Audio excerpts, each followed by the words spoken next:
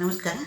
ನೋಡಿ, ಒಂದು ಕುಡಿತದ ಚಟ ಹೇಗೆಲ್ಲ ಮನೆತನವನ್ನು ತೆಗೆದುಬಿಡುತ್ತೆ ಅನ್ನೋದಕ್ಕೆ ಒಂದು ಜ್ವಲಂತ ಉದಾಹರಣೆಯನ್ನು ಹೇಳ್ತಾ ಇದ್ದೀನಿ.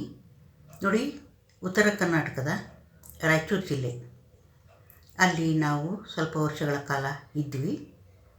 ಹೀಗಿದ್ದಾಗ ಮಸ್ಕಿಯ ಮಲ್ಲಯ್ಯ ದೇವಸ್ಥಾನ ನೋಡೋದಕ್ಕೆ ಅಂತ ನಾವು ನಮ್ಮ ಮನೆಯವರು ಹೋಗಿದ್ವಿ ಬೈಕ್ನಲ್ಲಿ.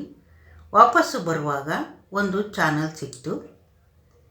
ಅಲ್ಲಿ ವಿಶ್ರಾಂತಿಗೆ ಅಂತ ಬೈಕಿಂದ ಇಳಿದು ಕೂತ್ಕೊಂಡ್ವಿ.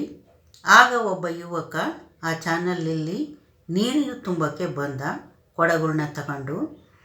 ಆಗ ನಾವು ಆ ಯುವಕನನ್ನು ಮಾತಾಡಿಸಿದ್ವಿ, ಯಾವ ಊರು, ಏನು ಕೆಲಸ ಅಂತ.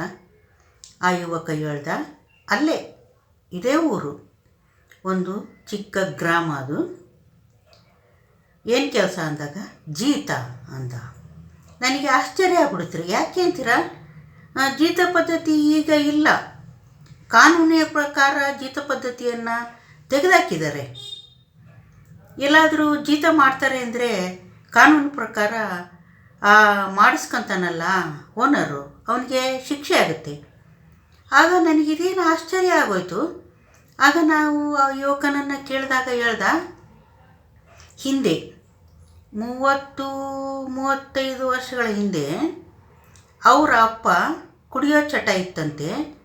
ಹೀಗಾಗಿ ಸಾಲ ಮಾಡಿ ಮಾಡಿ ಕುಡಿದ್ಬಿಟ್ಟಿದ್ದಂತೆ. ಸುಮಾರು ಒಂದು 3,500-4,000 ಸಾವಿರ ಆಗಿತ್ತಂತೆ ಆಗಿನ ಕಾಲಕ್ಕೆ. ಸಾಲ ತೀರ್ಸೋಕ್ಕೆ ಸಾಧ್ಯ ಆಗಿಲ್ಲ. ಆಗ ಮತ್ತೆ ಸಾಲ ಕೊಟ್ಟವ್ರು ಬಿಡ್ತಾರೇನ್ರಿ? ಆವಾಗ ಏನು ಮಾಡಬೇಕು ಅಂತ ಯೋಚನೆ ಮಾಡ್ತಿದ್ದಾಗ ಆಂಧ್ರ ಮೂಲದ ಒಬ್ಬ ವ್ಯಕ್ತಿ ಏನು ಮಾಡ್ದ ಅಂದರೆ, ಈ ಕುಡಿತದ ಚಟಕ್ಕೆ ಒಳಗಾಗಿದ್ದಾನಲ್ಲ ಅವನಿಗೆ ಆಸೆ ತೋರಿಸಿದ್ನಂತೆ. ನಿನ್ನ ಸಾಲ ಎಷ್ಟಿದೆ ಅಷ್ಟನ್ನು ನಾನು ತೀರಿಸ್ತೀನಿ, ಮತ್ತು ಮೇಲೆ ಒಂದು 20-25 ಸಾವಿರ ನಿನಗೆ ಕೊಟ್ಟುಬಿಡ್ತೀನಿ, ನಿನ್ನಲ್ಲಿರೋ ಹೊಲ ಎಲ್ಲವಷ್ಟು ನನಗೆ ಬರ್ಕೊಡ್ಬೇಕು ಅನ್ನಂತೆ.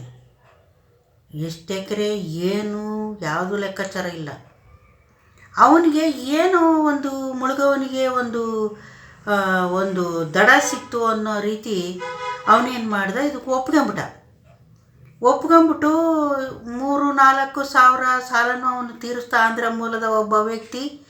ಆಮೇಲೆ ಅವನ ಕೈಗೆ ಒಂದು 20-25 ಸಾವಿರ ದುಡ್ಡನ್ನು ಕೊಟ್ಟ. ಆಮೇಲೆ ಪರಿಹಾರನೂ ಅವನೇ ಹೇಳ್ದ, ನೀನು ಮಾರಿದ ಮೇಲೆ ಎಲ್ಲೂ ಹೋಗೋದು ಬೇಡ, ನಿನ್ನ ಹೊಲದಲ್ಲೇ ನೀನು ಜೀತ ಮಾಡಬೇಕು, ಮತ್ತು ನೀನು ಈಗ ಇದೆಯಲ್ಲ ಮನೆ, ಅಲ್ಲೇ ಇರಬಹುದು ಅಂತ ಹೇಳ್ದ. ಅದೇ ರೀತಿ ಮಾಡ್ದ. ಹೀಗಾಗಿ ಅವನು ಕುಡಿತದ ಚಟಕ್ಕೆ ಒಳಗಾದವನು ಅವನ ಹೊಲದಲ್ಲೇ ಜೀತ ಮಾಡ್ಕೊಂಬಂದ. ಅವನ ತಲೆಮಾರು ಪೂರ್ತಿ ಮಾಡ್ದ. ಆಮೇಲೆ ಅವನ ಮಕ್ಕಳು ದೊಡ್ಡವರಾದ ಮೇಲೂ ಕೂಡ ಮಕ್ಕಳು ಕೂಡ ಅವ್ರ ಹೊಲದಲ್ಲಿ ಅವರೇ ಜೀತ ಮಾಡ್ತಾರೆ. ಅಂದರೆ ನೀವು ನೋಡಿ, ಒಂದು ಕೆಟ್ಟ ಚಟಗಳು ಹೇಗೆ ಒಂದು ಮನುಷ್ಯನನ್ನು ಯಾವ ಒಂದು ಮಟ್ಟಕ್ಕೆ ತಳ್ಳಿಬಿಡುತ್ತೆ, ನೀವೇ ಯೋಚನೆ ಮಾಡಿ. ಆಗ ಇದು ನನಗೆ ಮನಸ್ಸಿಗೆ ಭಾಳ ಪರಿಣಾಮ ಬೀರ್ತು. ಇದ್ರ ಜೊತೆ ಮುಂದುವರೆದು ಒಂದು ಸ್ವಲ್ಪ ಹೇಳಬೇಕು ಅಂದರೆ, ನೋಡಿ, ಈ ರೀತಿಯ ಒಂದು ಅಸಹಾಯಕ ಪರಿಸ್ಥಿತಿಯನ್ನು ಅರ್ಥ ಮಾಡ್ಕೊಂಡಂತಹ ಸುಮಾರು ಆಂಧ್ರ ಮೂಲದ ಜನಗಳು ಭೂಮಿಯನ್ನು ಆ ಕಾಲಕ್ಕೆ ಕೊಂಡ್ಕೊಂಬಿಟ್ರು. ಆಂಧ್ರದವರ ಅದೃಷ್ಟ ಏನಿತ್ತೇನೋ ಗೊತ್ತಿಲ್ಲ. ಆ ಭೂಮಿಯನ್ನು ಕೊಂಡ್ಕೊಂಡ ಮೇಲೆ ಒಂದು ಸ್ವಲ್ಪ ವರ್ಷಗಳ ನಂತರ ನೀರಾವರಿ ಸಿಕ್ಬಿಡ್ತು.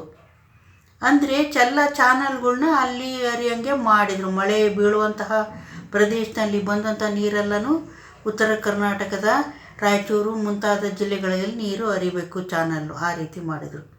ಹೀಗಾಗಿ ಅತಿ ಕಡಿಮೆ ರೇಟಿಗೆ ಭೂಮಿನೂ ಸಿಕ್ತು, ನೀರಾವರಿನೂ ಸಿಕ್ತು. ಈಗ ನಿಜವಾಗಿ ನೋಡೋಗ್ರಿ, ರಾಯಚೂರು ಜಿಲ್ಲೆಯಲ್ಲಿ ಆಂಧ್ರದವರ ಒಂದು ಏನಿದೆ ಆಡಳಿತ, ನೀವು ನೋಡಬೇಕು. ಕರ್ನಾಟಕದಲ್ಲಿ ಬಂದು ಅವರು ಎಷ್ಟು ಶ್ರೀಮಂತರಾಗಿದ್ದಾರೆ ಅಂದರೆ, ಈಗ ಕರ್ನಾಟಕದಲ್ಲಿ ಆಂಧ್ರದವರ ಏನೋ ಒಂದು ಬಿಸ್ನೆಸ್ ಅಂಗಡಿ ಏನೋ ಮಾಡ್ತಾರೆ ನೋಡ್ರಿ, ಅವ್ರದ್ದು ಭಾಷೆಯಲ್ಲಿ, ತೆಲುಗು ಭಾಷೆಯಲ್ಲಿ ಬೋರ್ಡ್ ಇರುತ್ತೆ. ಅಂದರೆ ಲೆಕ್ಕ ಹಾಕ್ರಿ ಎಷ್ಟು ಅವರು ಪ್ರಾಬಲ್ಯವನ್ನು ತೋರಿಸಿದ್ದಾರೆ.